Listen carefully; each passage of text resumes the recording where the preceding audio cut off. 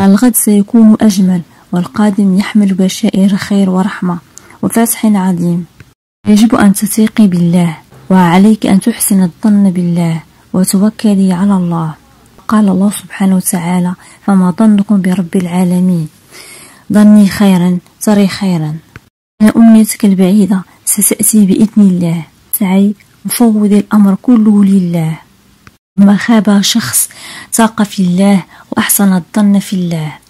لا يخيب من ظن في الله خيرا. تستعجلي إجابة الدعاء، فإن ستأتي في الوقت الذي يراه الله مناسبا لك، وليس في الوقت الذي ترينه مناسبا لك. الله يعلم ونحن لا نعلم. أمنيتك مهما بدت مستحيلة في عينيك، فإن الله قدير عليها. هو الذي يقول لشيء كن فيكون. أعظم ما يمكنك أن تفعلينه في حالة العسر هو أن تحسن الظن بالله وتدعين. ادعي، لن يتبع العسر إلا اليسر، كما قال الله سبحانه وتعالى: فإن مع العسر يسرا. وقال الله سبحانه وتعالى: فاصبر صبرا جميلا إنه يرونه بعيدا ونراه قريبا. ألحوا بالدعاء. لما كانت أمنياتكم مستحيلة، أنتم تدعون رب المستحيلات، من يقول للشيء كن فيكون، القادر على تغيير حياتك وتغيير مستقبلك وتحقيق أمنيتك. ادعوا الله وأنتم موقنون بالإجابة، كما قال الرسول عليه الصلاة والسلام: احسنوا الظن في الله. كما في الحديث القدسي: أنا عند ظن عبدي بي، إن ظن خيرا فهو له، وإن ظن شرا فهو له.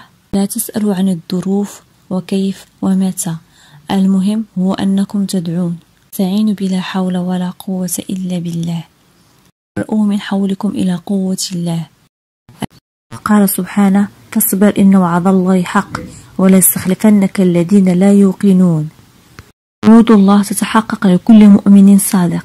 إنك تختبرين في صدق إيمانك، فاصبري على ترك الحرام، واصبري على ترك الشياطين ووسوسة الشياطين، واصبري لتترقي وتتغير حياتك للأحسن وتعيشين النعيم. اصبري على تطبيق قوانين الله في الأرض، ومنها التقوى.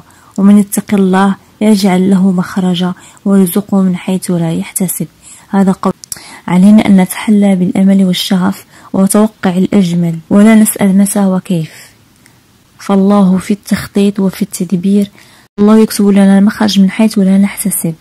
لذا علينا الاطمئنان والرضا والدعاء والتفاؤل بالله خيرا، ورب الخير لا يأتي إلا بألف خير.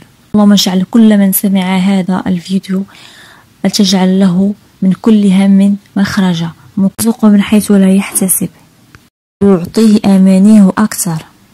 أتمنى لكم صحة جيدة. ومن هنا أقول لكم: إذا أعجبكم الفيديو فلا تبخلوا علي بتعليق ولايك جميل، وكذلك الاشتراك في القناة ليصلكم كل جديد. وما